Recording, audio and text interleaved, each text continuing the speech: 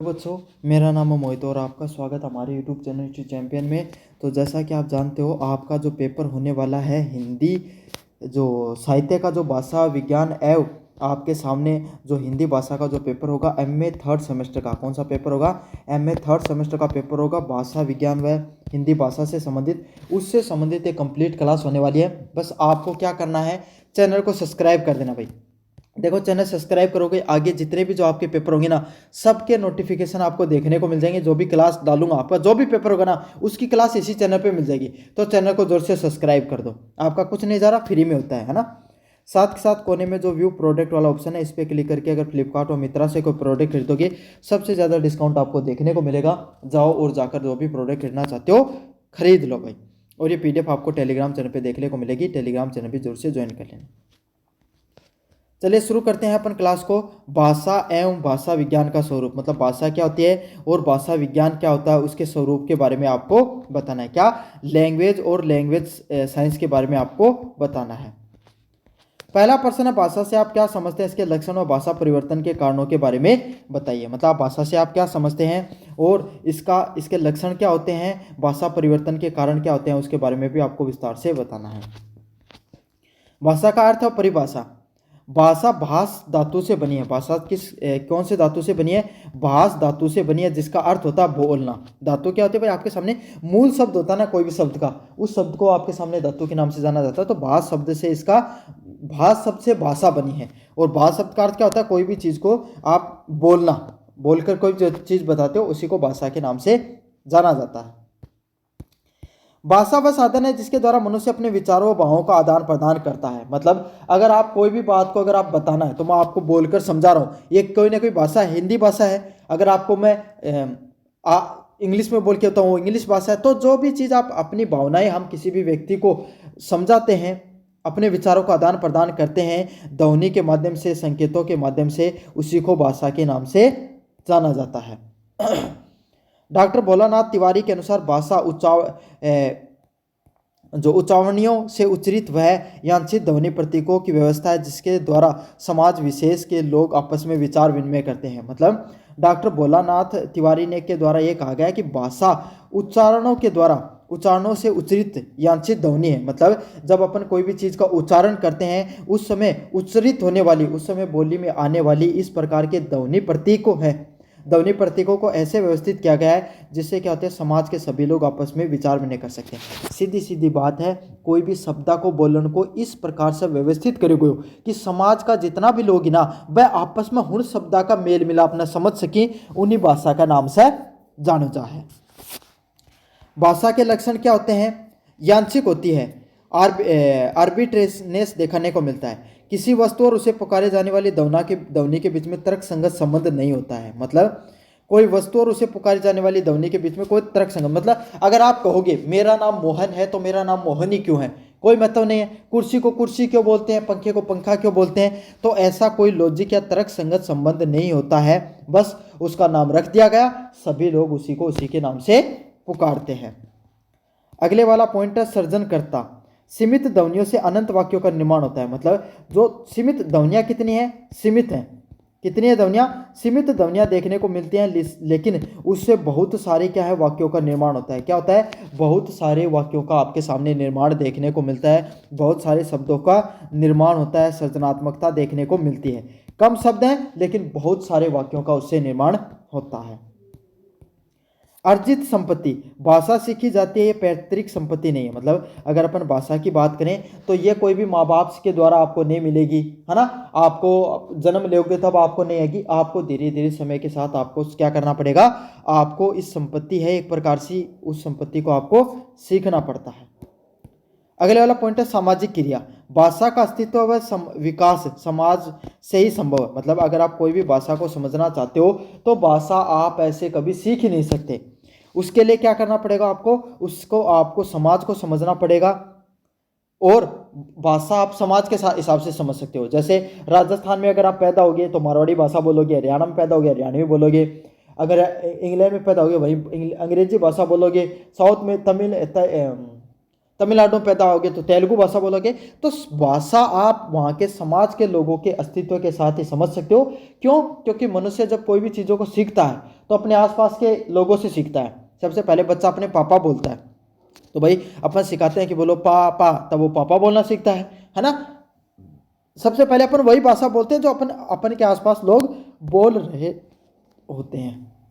तो अलग अलग प्रकार की जो सामाजिक प्रक्रियाओं के द्वारा ही क्या किया जाता है, मनुष्य के द्वारा भाषा का ज्ञान होता है। भाषा में परिवर्तन के कारण भाषा स्थिर नहीं है बल्कि प्रवाह में है। मतलब भाषा है वो आपके सामने कभी भी स्थिर नहीं होती है, समय के साथ बदलती रहती है। उसमें अलग अलग प्रकार का प्रवाह देखने को मिलता है और उसमें परिवर्तन के दो मुख्य कारण होते हैं। पहला होता है लगातार अभ्यास के कारण आप चीज़ों को सीखते हो। प्रयत्न लघु, मुख सुख, मानसिक अवस्था, अनुकरण की पूर्णता और आपके सामने सादरता। मतलब आपको क्या है, मुख से जब बोल रहे हो तब आप भाषा को अच्छे से उसका उच्चारण करो। मानसिक अवस्था, जब आप कोई भी चीज़ को बोलो तो आप उस तरीके से बोलो आपकी अवस्था और स्पष्टता देखने को मिले कि आप क्या बोल रहे हो, उसमें किस वस्तु को क्या बोलना है उसके बारे में आपको मानसिक रूप से ज्ञान होना चाहिए। और अनुकरण, बार बार चीज़ों को क्या किया जाए, बोला जाए, बार बार चीज़ों को आपके सामने अनुकरण करके अपन चीज़ों को सीखते हैं। दूसरा होता है बाहरी कारण। बाहरी कारण क्या होता है, भौगोलिक परिस्थितियाँ, सांस्कृतिक संपर्क व राजनीतिक प्रभाव से भी अपन शिक्षा को सीखते हैं। कैसे? आपके आसपास की भौगोलिक परिस्थितियाँ कैसे होती है, उससे भी हम भूगोल अपने क्या करते हैं, भाषा को सीखते हैं।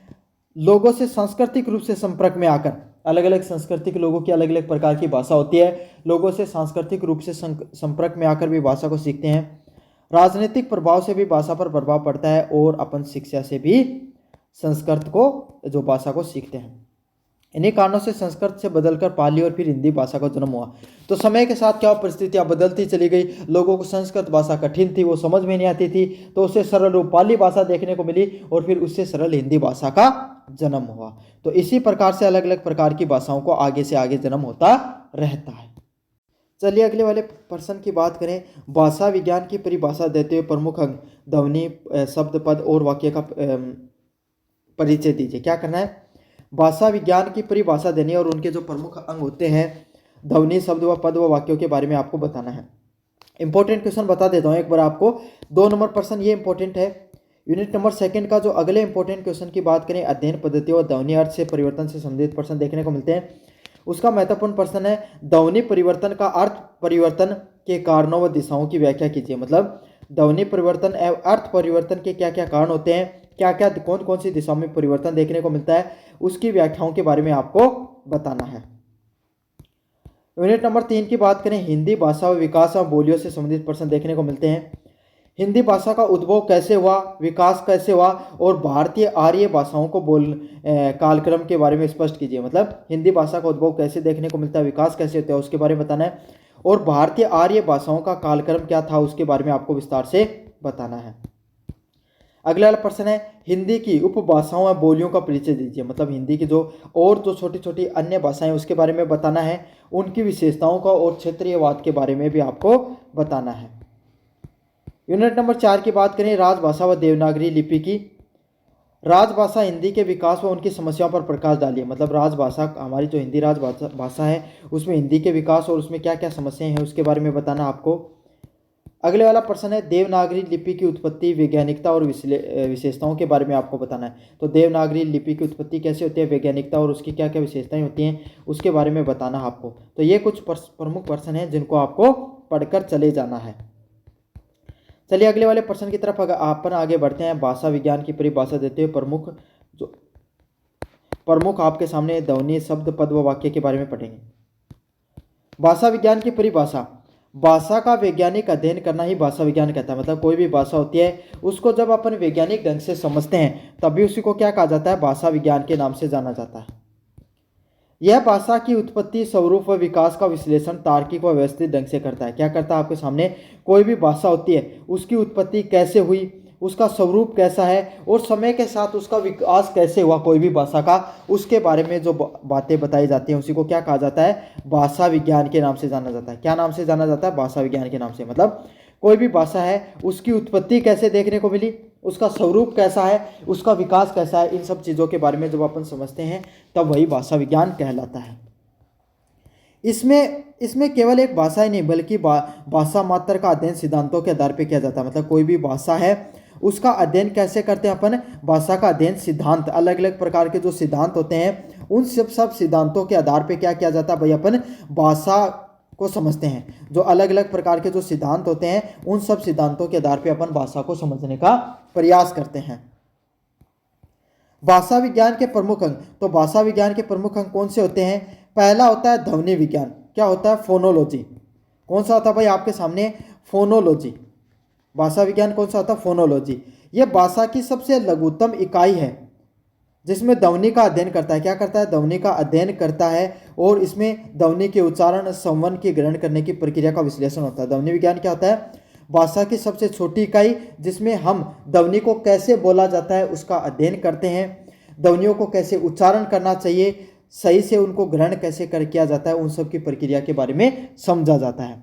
तो ध्वनि विज्ञान वो सबसे छोटी क्या इकाई है जिसमें कोई भी भाषा को कैसे बोला जाता है इसके बारे में अध्ययन करते हैं। ध्वनियों का उच्चारण कैसे होता है, उसको ग्रहण करने की प्रक्रिया क्या होती है, उसके बारे में अपन अध्ययन करते हैं। शब्द विज्ञान व रूप विज्ञान, मोर्फोलॉजी। शब्दों की संरचना, मूल शब्द कौन से हैं, प्रत्यय उपसर्ग के मेल का अध्ययन किया जाता है, उसको मोर्फोलॉजी के नाम से जाना जाता है। किसके नाम से?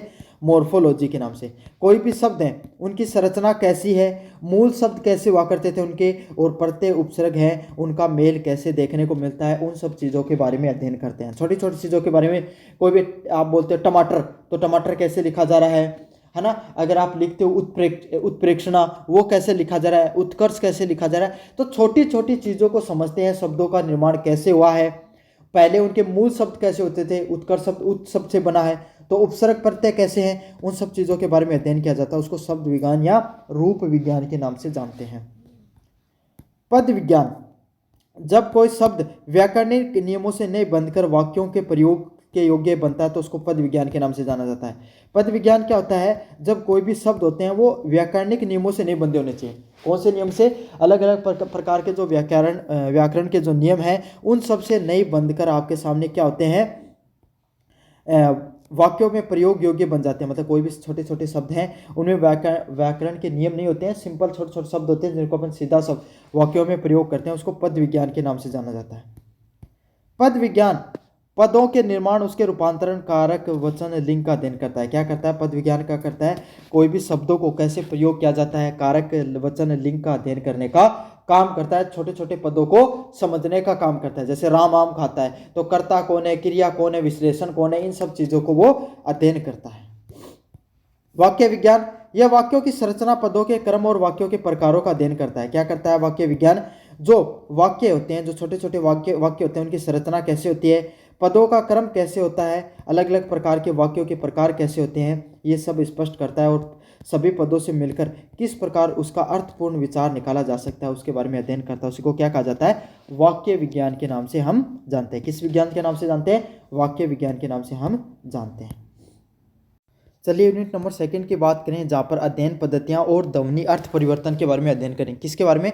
जो अलग अलग प्रकार की जो अध्ययन पद्धतियाँ कैसे होती हैं और ध्वनि अर्थ में जो परिवर्तन होता है उसके बारे में अपन विस्तार से पढ़ने वाले हैं।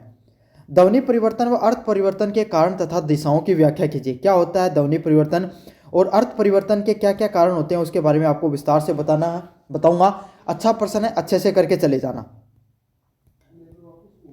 भाषा के विकास में ध्वनि और अर्थ दोनों समय के साथ बदलते रहते हैं। जैसे जैसे भाषा का विकास होता रहा, जो बोलने का तरीका, ध्वनि निकलने का और उनका अर्थ, कोई भी शब्द को बोला जाता है, ध्वनि और अर्थ है वो दोनों के दोनों में क्या हुआ? बदलाव देखने को मिला। तो भाषा के में बदलाव के साथ ध्वनि और अर्थ दोनों में आपके सामने बदलाव देखने को मिलता है।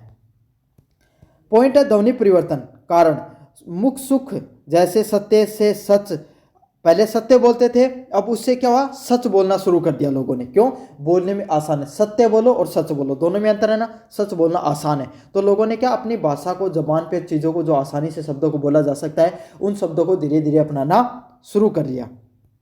अज्ञानता, काफ़ी ऐसे शब्द हैं जिनको आपके सामने क्या हुआ, लोगों को पता नहीं था, सही से उच्चारण नहीं पाया, उस अज्ञानता में शब्दों को अलग से बोलना शुरू कर दिया। लिपि दोष और बल का स्थान बदला। समय के साथ क्या हो, ध्वनि में परिवर्तन क्यों होते हैं? एक तो लोगों में मुख सुख के लिए छोटे शब्दों को बोलना ज़्यादा पसंद करते हैं। काफ़ी बार उच्चारण इतना कठिन हो जाता है, लोग नहीं बोल पाते हैं, तो उच्चारण में गलतियों के कारण ध्वनि बदल जाती है ना। कोई लिपि में दोष हो जाता है, और काफ़ी बार कोई किस स्थान पे, जैसे सत्य, तय पर ज़्यादा जोर जा रहा है तो लोग काफ़ी बार ये पर जोर देने लग जाते हैं। तो इस प्रकार से कुछ जिस शब्द पर बोल देना चाहिए, वो जिस शब्द पर या जिस जोर देना चाहिए वो बदल जाता है, जिस कारण उसका आपके सामने ध्वनि में परिवर्तन आता है। दिशाएं, लोप, अक्षर का गायब होना। काफ़ी बार क्या होता है, आपके सामने कोई अक्षर होता है वो भी गायब हो जाता है, और उस अक्षर के गायब होने की वजह से भी क्या होता है, ध्वनि में परिवर्तन देखने को मिलता है। आगमन क्या होता है, नया अक्षर जुड़ना। जैसे स्कूल में स्कूल बोलना, काफ़ी बार अपन स्कूल बोल देते हैं ना, तो काफ़ी बार तो क्या कर देते हैं, अपन एक शब्द को गायब कर देते हैं और काफ़ी बार एक एक्स्ट्रा शब्द जोड़कर बोल देते हैं। तो इस वजह से भी ध्वनि में परिवर्तन देखने को मिलता है। काफ़ी बार तो एक शब्द कम बोलेंगे, काफ़ी बार एक शब्द नया जोड़कर बोल देते हैं। और यही विप्रिय अक्षरों का स्थान बदलता है, और इससे क्या होता है, विप्रिय जो स्थान शब्द होते हैं उनमें क्या होता है, उन शब्दों का स्थान समय के साथ बदल दिया जाता है। अर्थ में परिवर्तन होना। अर्थ परिवर्तन का तात्पर्य है कि समय के साथ किसी शब्द का अर्थ बदल जाना। अर्थ परिवर्तन का यही अर्थ है कि समय के साथ क्या हो जाता है, कोई भी शब्द है ना, उसमें अलग अलग प्रकार के जो अर्थ हैं उसमें बदलाव देखने को मिलता है। क्या होता है, अलग अलग प्रकार के जो शब्दों में अर्थ में बदलाव देखने को मिलता है। कारण की बात करें, शब्दों का प्रयोग का संदर्भ बदलना, सांस्कृतिक परिवर्तन व लाक्षणिक प्रयोग करना। क्या होता है, कारण क्या होता है, जो शब्द होते हैं उनके प्रयोग बदलना, सांस्कृतिक में परिवर्तन होना और लाक्षणिक प्रयोग देखने को मिलता है। दिशाओं की बात करें, अर्थ का विस्तार होना। यदि शब्दों को संकुचित अर्थ व्यापक हो जाए, अगर कोई भी शब्द को जो संकुचित अर्थ है, मतलब कोई छोटा शब्द है उसका अर्थ बहुत बड़ा बढ़ा चढ़ाकर पेश कर दिया जाए, तो क्या होता है भाई, उससे आपके सामने, जैसे तेल को तिल का अंश, तो आप काफ़ी बार तेल को क्या है, अपन तिल से भी समझ लेते हैं, ये सभी चिकने पदार्थों के लिए प्रयोग किया जाता है। मतलब तेल का अर्थ क्या होता है भाई, कोई भी जितने भी अपन बोलते हैं ना भाई, तेल लगा हुआ था फर्श पर, तो इसका मतलब कोई भी चिकना पदार्थ लगा हुआ था। तो इसका अर्थ में क्या होगा, विस्तार देखने को मिला। काफ़ी बार क्या, एक शब्द एक होता उसका चंद्रमा सा, चंद्रमा मतलब एक ग्रह है ना, चंद्रमा एक ग्रहों की श्रेणी, छोटे ग्रहों की श्रेणी में आता है ना। वैसे तो मून ही बोला जाता है उन ग्रहों को सारों को इंग्लिश में, लेकिन मान लो आप एक तरीके से, लेकिन उसका पर्याय अपन हिंदी में देखें तो सुंदरता के रूप में भी लेते हैं ना, है ना। सूरज सा, सूर्य सा उसका बाहुबल, तो सूर्य का प्रतीक किस में होता है, एकदम सूर्य ऊर्जा के रूप में अपन देखते हैं। तो काफ़ी बार क्या होता है, शब्दों के जो अर्थ होता है उसमें विस्तार देखने को मिलता है।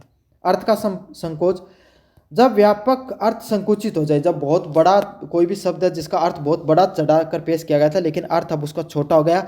जैसे मर्ग पहले सभी पशुओं के लिए था लेकिन अब केवल हिरण के लिए। पहले मर्ग शब्द किसके लिए प्रयोग किया जाता था, जितने भी जीव जंतु हुआ करते थे जो आपके सामने जंगल वगैरह में, उसके लिए मर्ग शब्द का प्रयोग किया जाता था। लेकिन आज के समय किसके लिए किया जाता है, केवल हिरण के लिए। आज के समय सिर्फ केवल हिरण के लिए मर्ग शब्द का प्रयोग किया जाता है।